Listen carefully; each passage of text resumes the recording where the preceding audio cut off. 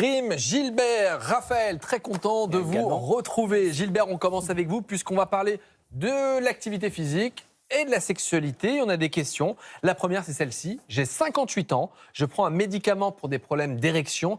Est-il vrai que si je faisais plus de sport, je pourrais me passer de ce médicament? Ah oui, c'est une question que beaucoup d'hommes posent. C'est est-ce que je pourrais un jour retrouver mes érections sans médicament?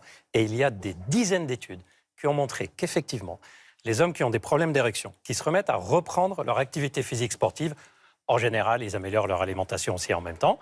Après 6 à 12 mois, donc plusieurs mois, on ne se décourage pas au bout de 1 ou 2 mois. Après 6 à 12 mois, un tiers de ces hommes n'avaient plus besoin de prendre des médicaments pour l'érection. Et les 2 autres tiers ont remarqué qu'il y a une amélioration, leurs médicaments font un peu plus effet. Mais c'est absolument incroyable. Comment est-ce qu'on explique ça?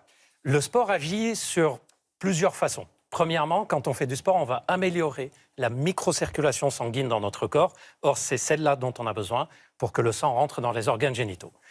Le sport va aussi améliorer l'équilibre hormonal dans notre corps, qui va sécréter mieux et aussi mieux utiliser les hormones, dont la testostérone, qui est l'hormone sexuelle principale. Troisièmement, le sport améliore nos sécrétions de neurotransmetteurs, les neurotransmetteurs du bien-être, dopamine, sérotonine, etc. Et bien évidemment, il y a un aspect psychologique, c'est que quand on fait du sport, on sent qu'on se reprend en main, il y a une dynamique positive et le tout est bénéfique sexuellement. Et ce que je viens de dire, c'est vrai aussi pour la fonction sexuelle féminine, pas que pour les érections. Donc c'est gagnant-gagnant, on va se mettre à bouger grâce à vous. On passe à une autre question. Ma femme et moi, approchant les 50 ans, et on adore faire du vélo, mais on a lu que faire beaucoup... Non mais on adore faire du vélo, c'est rire. On adore faire du vélo. Mais on a lu que beaucoup de vélos pourraient donner des problèmes sexuels. Comment éviter ça? C'est vrai qu'il y a des études qui ont montré que les personnes qui font beaucoup de vélo peuvent avoir certaines difficultés sexuelles, comme par exemple manque de sensation sur les zones génitales, difficulté à atteindre l'orgasme, manque de plaisir, problème d'érection. Pour comprendre ça, il faut que je vous montre sur un schéma. Allez, mettez-vous en selle, Gilles. Vous avez ici une coupe du bassin, à l'arrière les fesses, devant les organes génitaux. En haut, on a la moelle épinière qui va aller et le cerveau. Et entre les organes génitaux et le cerveau, il y a des nerfs. Et ce que vous voyez ici en particulier, là, c'est ce qu'on appelle le nerf pudendal. Et il y a aussi beaucoup d'autres petits nerfs autour. Quand on fait du vélo, ces nerfs-là peuvent se retrouver coincés entre le poids du corps et la selle qui est en dessous. Et si ça arrive, les organes génitaux vont fonctionner mal. Donc, si vous faites du vélo et que pendant que vous faites du vélo, vous ressentez un inconfort, des sensations de fourmillement, des douleurs, une gêne particulière dans la zone génitale ou sur le périnée, vous essayez de redresser votre position sur le vélo ou positionner votre bassin, juste en bougeant d'avant en arrière, par exemple, pour mieux le positionner. Ou ça veut dire que la selle n'est pas adaptée pour vous, donc on arrête et on change la selle. Vous faites très bien ce petit mouvement de bassin d'avant en arrière. Maintenant, tout le monde sait le faire.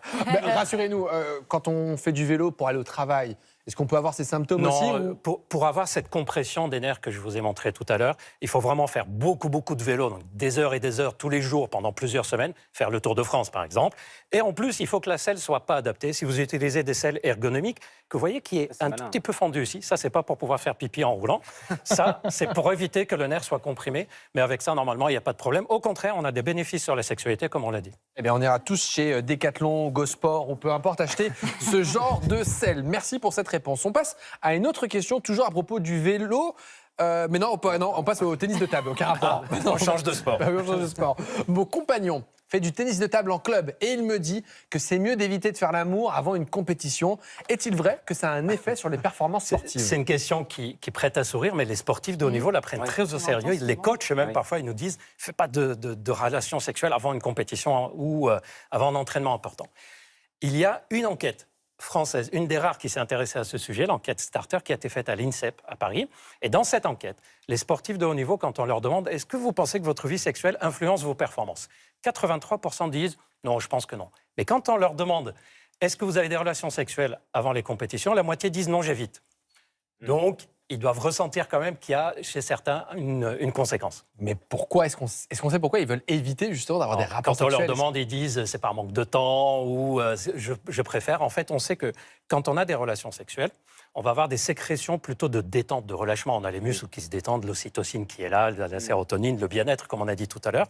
Or, certains sportifs préfèrent garder leur état de tension mentale, de concentration, d'explosivité pour les rapports sexuels. Évidemment, ça change si le lendemain, on a une séance de tir à l'arc ou du rugby, par exemple. Évidemment. Alors, qu'est-ce qu'on peut répondre concrètement à cette téléspectatrice? Le mieux, c'est de tester et décider après. vous dites à monsieur, bah, écoute, on n'a qu'à essayer d'avoir des relations ou pas la veille d'une compétition. Et si tu as des meilleures performances, tu choisiras ce qui était le mieux pour toi. Effectivement, et elle choisit un jour où il affronte un nul. Comme ça, il va gagner. Au contraire, ça lui a permis de réussir. Merci beaucoup.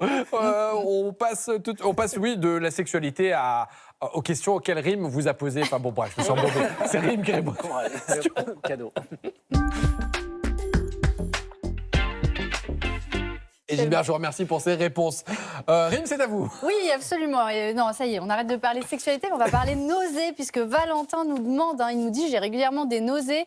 J'ai vu en pharmacie des bracelets avec un bouton à presser. Je suis assez sceptique sur le résultat. Mon médecin ne connaît pas ce système. Qu'en pensez? Valentin, il a 29 ans et nous, on adore voir si tous ces objets-là qui sont vendus fonctionnent vraiment. Alors, je vous montre donc ces bracelets anti-nausées. C'est ça, vous voyez. Et si je l'enlève, si vous regardez bien, ici, il y a une petite boule en plastique. Ça coûte 5-10 €. On trouve ça en pharmacie ou sur Internet. Et ils sont effectivement vendus donc, comme bracelets anti-nausées, anti-mal de mer ou encore mal des transports. Vous avez déjà essayé ? Non. Aucun d'entre vous. Bon, très bien. Alors, je vous explique pour le principe. En gros, vous avez cette petite boule et vous allez mettre sur un point qui est situé ici. Il y a de nombreuses marques et les fabricants expliquent en gros qu'en mettant ces bracelets pendant plusieurs minutes, les deux en même temps, eh bien, votre réflexe de nausée va diminuer. Et ça correspond à quoi ce point qu'on voit juste ici là, Alors, je vais vous montrer. Alors, le docteur Charlotte Gaspard, qui est chroniqueuse chez nous, qui est médecin généraliste et qui pratique l'acupuncture, m'a expliqué le principe. En gros, c'est un point que les acupuncteurs utilisent qui s'appelle P6 ou MC6. Et pour le trouver, vous allez poser 3 doigts, là, 3 phalanges comme ceci, à la pliure du poignet, vous voyez. Hop, et c'est à peu près là où mon doigt arrive. Okay. Et là, je vais mettre donc la boule, la fameuse boule du bracelet, à ce niveau-là. Et donc, ça va masser, en fait, cette boule-là. Et les spécialistes de l'acupuncture, ce point, ils l'utilisent donc avec leurs aiguilles contre les nausées, que ça soit suite à une chimiothérapie, une opération ou bien les nausées liées à la grossesse. Et dans ces indications-là, l'acupuncture est validée par l'Organisation mondiale de la santé. Alors on sait que l'acupuncture, c'est validé dans ces indications-là, mais qu'en est-il de ce bracelet avec ce point précis? Eh ben oui, il n'y a pas d'aiguille, là. Non, normalement, c'est comme l'acupressure, ça appuie là, mais en gros... Pour les bracelets, il n'y a eu que quelques études, souvent sur un très petit nombre de personnes, en plus assez contradictoires entre elles. Il y en avait qui disaient qu'il y avait un petit effet sur les nausées, d'autres qui disaient qu'il n'y avait aucun effet. Donc pour le moment, d'un point de vue scientifique, on ne peut pas vous dire que ça marche, les conclusions sont trop mitigées et on manque d'études à plus grande échelle. Il y a peut-être un effet placebo, ça marche parfois, ça coûte entre 5 et 10 € si vous voulez l'essayer. En tout cas, il n'y aura pas de danger pour vous. En revanche, il y a des solutions qui, elles, sont validées. Eh bien, c'est l'acupuncture, on l'a dit, mais aussi le gingembre, soit en le mangeant directement, soit en infusion. Ça, c'est vraiment validé. Et en pharmacie, on trouve aussi des médicaments anti-vomitifs. Mais je voulais vous demander, Jimmy, si ça, les médecins les recommandent ou pas. Non, c'est vrai qu'on trouve du Vogalène, du Motilium, du Primperan, parfois sur prescription médicale, parfois en libre accès. D'une manière générale, si vous devez vomir, ces médicaments ne marchent pas trop. En revanche, en cas de nausée, ça peut aider, mais il ne faut pas espérer quelque chose d'absolument incroyable. Souvent, malheureusement, peut-être que le gingembre, à mon avis, peut marcher un peu mieux que ces médicaments-là, mais en fonction des patients, je dis pourquoi pas. Ouais. Et puis surtout, Valentin, faut peut-être qu'il consulte parce que c'est pas normal attention, avoir des nausées à 29 ans, c'est absolument pas normal. De temps en temps, quand vous avez la gastro, oui. Mais si jamais c'est en permanence, c'est récurrent, allez voir votre médecin, peut-être une prise de sang pour s'assurer qu'il n'y a pas quelque chose qui cloche. Merci Rim pour toutes ces précisions. Comment on fait pour vous écrire? Donc rim@allodocteur.fr, 06 58 75 04 71 sur WhatsApp. Puis vous avez le QR code qui s'affiche pendant toutes mes chroniques. Vous pouvez vous filmer et me poser une question. Et Rim, elle veut que vous envoyiez des vidéos. Parce que Rim, elle est dépitée. Elle me dit, mais j'ai des remarques, mais je veux des vidéos. Donc, s'il vous plaît, vous le scannez et vous faites une belle vidéo comme ça, bien cadrée, bien droit, 30 secondes et le tour est joué. Et merci. plein de trucs à tester, n'hésitez pas, envoyez vos questions. Voilà. Merci.